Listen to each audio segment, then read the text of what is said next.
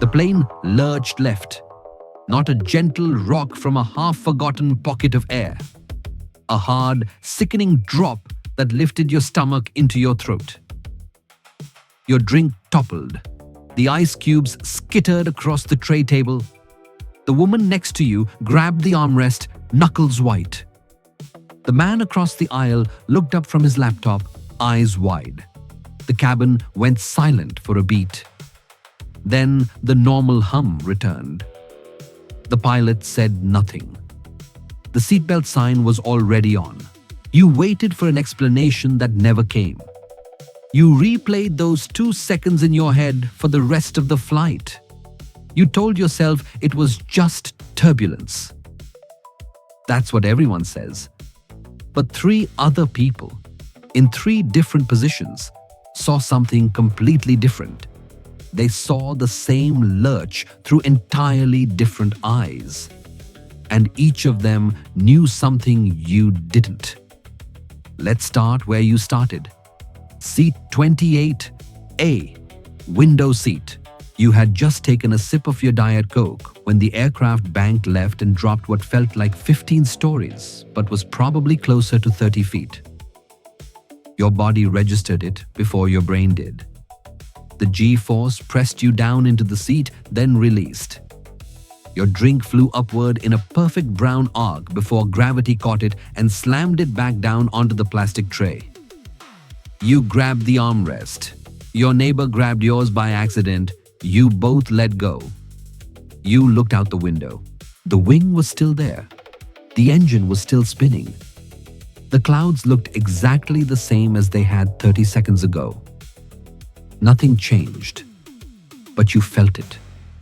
That deep primal alarm bell that rings in your gut when something is wrong with the world you're sitting in. You felt that before. On a different flight, in a different seat, maybe on a landing that felt too fast, maybe on a takeoff roll that went on a second too long. You've never gotten a straight answer. You told yourself it was normal. And it was. But not for the reason you think. 2 rows ahead of the passenger, the flight attendant was mid-sentence explaining the snack options when the lurch threw her forward. She caught herself on the bulkhead with one hand. The overhead bin popped open above row 16. A small duffel bag slid out and hit the floor. She grabbed it, shoved it back in, and slammed the bin shut. Her eyes scanned the cabin in a pattern that took her 10 years to learn. She checked every seatbelt. She checked every face. She counted the passengers without moving her lips. Then she looked up at the seatbelt sign. It was already on. She knew it would be. She had heard the chime right before the drop. A single chime, not the double chime for a crew call. The single chime. That meant the cockpit had hit the switch manually. A pilot doesn't touch that switch unless something changes in the cockpit's risk calculation. Turbulence is usually forecasted. They turn the sign on before it happens. But this chime came in the middle of smooth air, seconds before the drop. That's the first clue.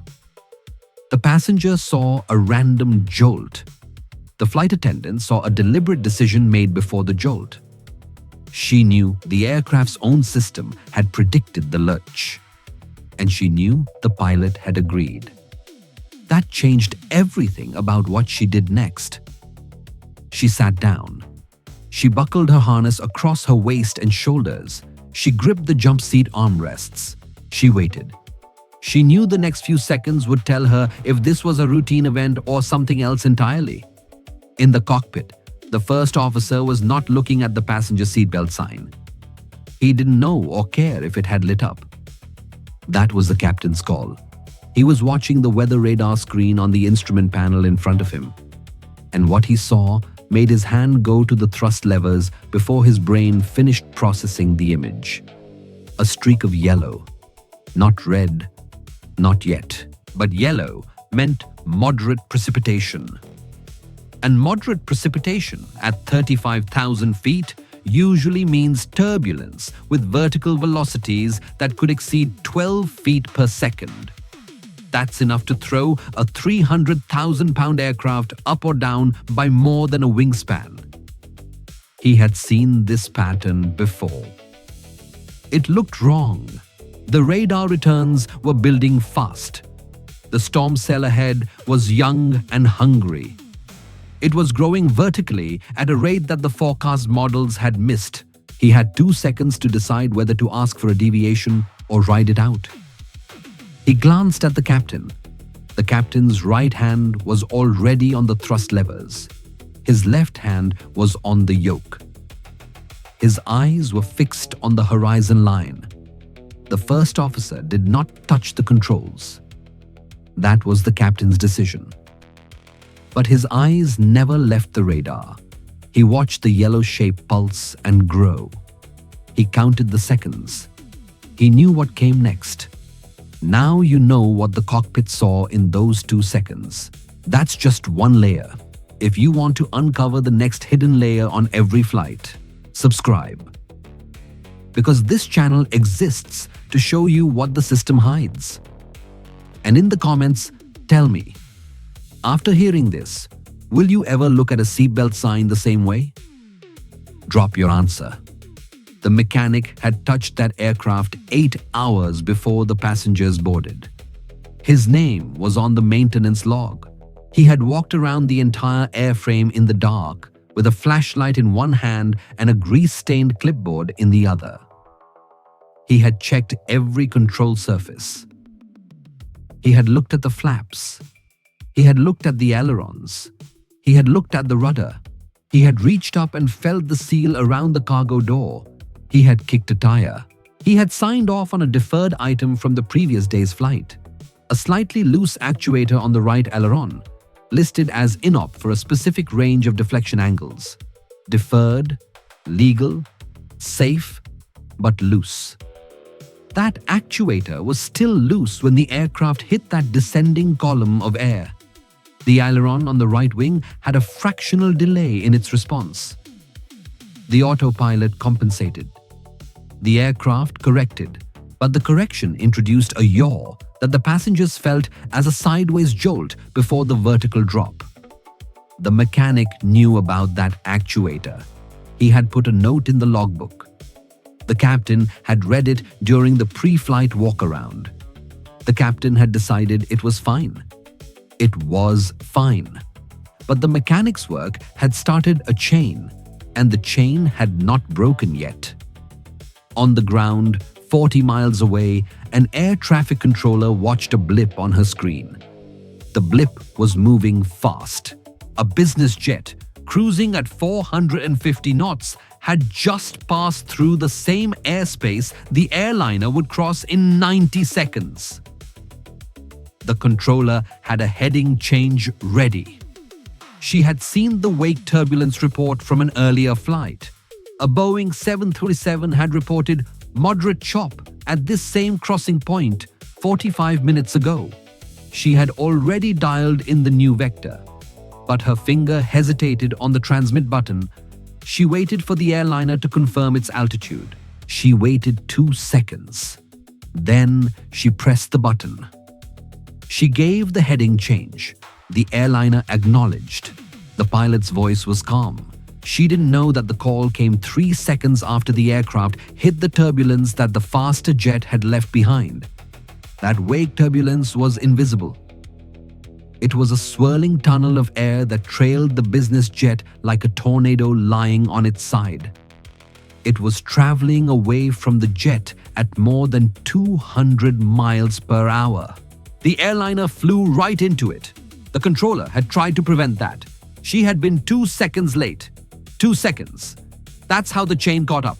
Now stack them, line them up in time. The mechanic signed off on the loose actuator at 0430 hours. The controller started her shift at 0700 hours. She saw the business jet on the screen at 0914 hours. The first officer saw the yellow radar return at 0916 hours and 23 seconds. The captain turned on the seatbelt sign at 0916 hours and 25 seconds. The flight attendant heard the chime at 09:16 hours and 26 seconds. The passenger felt the lurch at 09:16 hours and 28 seconds. From the mechanic's signature to the passenger's spilled drink, the chain spanned 4 hours and 46 minutes. But the critical decision points were packed into a span of 14 seconds. 14 seconds. In that window, 5 people made decisions that either tightened or loosened the chain. The mechanic decided to defer the repair. The controller decided to wait. The captain decided to turn on the sign. The first officer decided not to interfere. The flight attendant decided to sit down. Every decision was correct. None of them were wrong. But together, they produced an event that no single person could have predicted. Here's what the chain looked like from outside the aircraft. The loose actuator was legal. The deferred item had been approved by engineering. The maintenance manual had a specific tolerance for aileron response delay. The delay was 0.03 seconds. That's 30 milliseconds. The captain had read the logbook entry. He had done the math. He knew that 30 milliseconds of delay, combined with a wake turbulence encounter, could produce a roll rate that the autopilot would correct within 0.8 seconds. The autopilot did correct it, but the correction produced a brief porpoise, a nose-up, nose-down oscillation that lasted about 2 seconds. The porpoise pushed the aircraft into the descending column of air that the first officer had seen on the radar. The radar had shown the cell 30 seconds before the aircraft entered it. That gave the captain enough time to turn on the seatbelt sign, but not enough time to request a deviation. A deviation requires communication with the controller. Communication takes time. The controller had already issued the heading change, but it came after the wake turbulence, not before. The chain tightened. You've now seen the chain from start to near finish. Every flight carries a version of this. Subscribing means you'll never fly blindly again. You'll see the system behind the surface.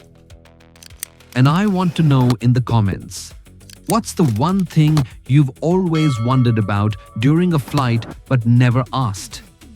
Drop it below. The cumulative truth is uncomfortable. The lurch you felt was not a single failure. It was a cascade of normal decisions that intersected at exactly the wrong moment. The mechanic followed the rules. The controller followed the rules. The captain followed the rules. The first officer followed the rules. The flight attendant followed the rules. Every person in that chain was correct. And the event still happened. The passenger outcome. A spilled drink, a brief moment of fear, a silent question that went unanswered, was the surface expression of a system that operates at the edge of its tolerances every single day. You never see the edge. You only feel it when everything that was supposed to break the chain didn't. Slide forward. The next time you feel that lurch, ask yourself which of those decisions happened on your flight. The answer is always the same. All of them. Every flight has a version of that chain. The loose actuator. The 2-second delay. The radar return that was just a fraction of a degree off from the flight path. The seatbelt sign that lit up before the turbulence, not after. You've sat through dozens of flights where the chain broke before you felt it. The next flight might be the one where it doesn't. But here's the secret. The chain never breaks by luck. It breaks because someone, somewhere in the sequence, made a decision that was slightly better than the one before. The mechanic who fixes the actuator instead of deferring it. The controller who calls the heading change 3 seconds earlier. The pilot who asks for the deviation before the radar shows the yellow. The flight attendant who sees the bin pop open and knows what it means. The passenger who feels the lurch and understands that it's not random. It's not random. It's a system. And the more you see the system, the more you realize the safest flights are the ones where you never feel anything at all. The captain's voice came on the intercom 30 seconds after the lurch. He said the same thing every captain says. Ladies and gentlemen, we've encountered a brief patch of turbulence. The flight attendants will be resuming service shortly. Please keep your seatbelt fastened while seated. His voice was steady. It was practiced. It was exactly what the airline trained him to say. But the passenger in 28A heard something else. A slight hesitation. A fraction of a second pause before the word turbulence. That pause was the only crack in the facade. The captain had not planned to use that word. He had planned to say minor clear air turbulence. But the word minor didn't come out because he knew that what happened was not minor. It was a wake vortex encounter combined with a missed deviation window. He had no intention of telling the passengers. His voice was the only trace. The first officer finished the scan of the instruments. The radar no longer showed the yellow return. The storm had moved. The wake turbulence had dissipated. A normal flight resumed. The flight attendant unbuckled her harness and stood up. She waited for the chime. It didn't come. The seatbelt sign stayed on. She sat down again. She knew the sign was still on because the captain had not yet reset his decision. The sign remained as a proxy for his caution. The passengers saw it and assumed turbulence was coming back. The crew saw it and knew the captain was still calculating. Now rewind to the mechanic. He had finished his walk around at 0500 hours. He had entered the deferred item in the logbook. He had initialed it. Then he had gone home. He was sleeping when the aircraft hit that vortex. He would never know that his decision to defer, not fix, was one of the links. And he would never see the passengers' spilled drink. But the next day, when that same aircraft returned for its pre-flight inspection, he looked at the actuator again. He didn't have to. It was still within tolerance. But he looked. He touched it. He felt the play in the linkage. He opened the logbook, crossed out the deferred note, and wrote, "Actuator replaced," in his own hand. He didn't know why. He just did it. That decision, made 8 hours after the chain that didn't break, broke a future chain that would have formed in a different way for a different passenger on a different flight. The passenger in 28A never knew about the actuator. She never knew about the business jet. She never knew about the controller's 2-second delay. She never knew about the radar image that changed the captain's hand position on the yoke. She only knew that her drink spilled and her neighbor grabbed her arm. She told herself it was turbulence. She told herself the pilot knew it was coming. She told herself the seatbelt sign was already on. All true. None of it the whole truth. The system is built to keep passengers comfortable, not informed. Comfort requires the illusion of perfect control. The whole truth is that perfect control is a series of cracks that are sealed by the right decisions, made in the right order, at the right time, every single time. And the only difference between a normal flight and one you remember forever is whether one of those decisions was 2 seconds too late. The next time you board, look at the ground crew walking around the aircraft. Look at the way they touch things. They're not just looking. They're reading the hidden story of every deferred repair, every loose fastener, every irregular wear pattern. You can't see what they see, but you can see them. They are the first link in a chain that either tightens or loosens before you ever feel the lurch. The next time you hear the seatbelt sign chime in smooth air, don't assume turbulence. Assume the captain's risk calculation just changed. Something on the radar, something in the traffic ahead, something in the maintenance log. The sign is not a weather report. It's a decision made at the edge of the system's tolerance. And the person who made it is the only one who knows why. The next time you feel that lurch, the one that lifts your stomach and drops your heart, don't look around for confirmation. The other passengers don't know either. The flight attendant might. The pilot definitely does. But the answer isn't in the cabin. It's in the chain that started hours before you sat down. And it ended in a moment you'll never fully understand. But you can now feel differently. This is the part most passengers never reach. They stop at the lurch. They stop at the spilled drink. They stop at the captain's practiced voice. But you just kept going. You followed the chain backward. You saw the mechanic, the controller, the first officer, the captain, the flight attendant. You saw the system behind the surface. That is the difference. The next time you feel that lurch, you won't just feel it. You'll remember the actuator, the business jet, the 2-second delay, the radar screen, the hands on the yoke, the seatbelt sign that lit up before the world tilted. You'll remember that every safe landing is the product of a chain that was tightened by someone you never see.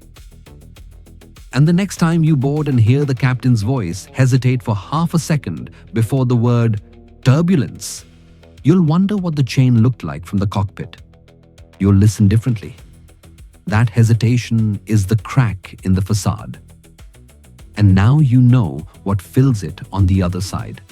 That hesitation is not a slip. It is the only part of the system that is allowed to show itself. The airline trains pilots to sound steady. It trains them to use the same words, the same tone, the same cadence. But it cannot train the pause. The pause happens when the pilot's brain reviews the chain in real time and decides to omit a word. That omission is the closest a passenger ever gets to the hidden world. It lasts less than a second. It is the only crack that no checklist, no standard operating procedure, no simulator session can seal. The rest of the facade is seamless. The seatbelt sign clicks on. The captain's voice returns to its practiced rhythm. The flight attendant resumes the snack service. The passenger in 28A finishes her drink. The aircraft reaches its cruising altitude. The world returns to normal. But the crack remains. It remains in the pilot's memory, in the first officer's log, in the mechanic's handwritten note that crossed out the deferred repair at 0500 hours the next morning. It remains because the chain was not supposed to tighten. It was supposed to break. And it didn't. Not this time. Now, consider the other side of the statistic. The National Transportation Safety Board has recorded over 900 wake turbulence encounters since 2001. In 1 out of every 12 of those events, the aircraft rolled more than 30 degrees. In 1 out of every 40, the event caused injuries. In 1 out of every 200, the chain tightened all the way to the ground.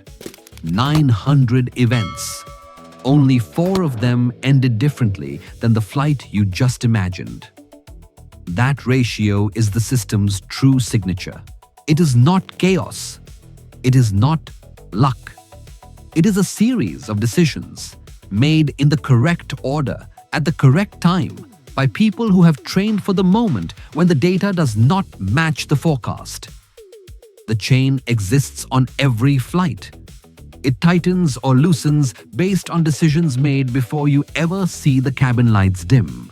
And the reason you have never heard a captain explain this is that the explanation would require the captain to admit that the chain exists at all. The pilot's job is to make the passengers forget about the chain. The mechanic's job is to put the links back in place. The controller's job is to keep the links from touching. And the passenger's job is to trust that the system is designed to absorb its own failures. That trust is not misplaced. It is incomplete.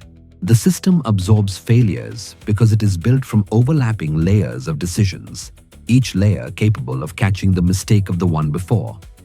The mechanic defers the repair. The pilot reads the logbook. The controller watches the radar.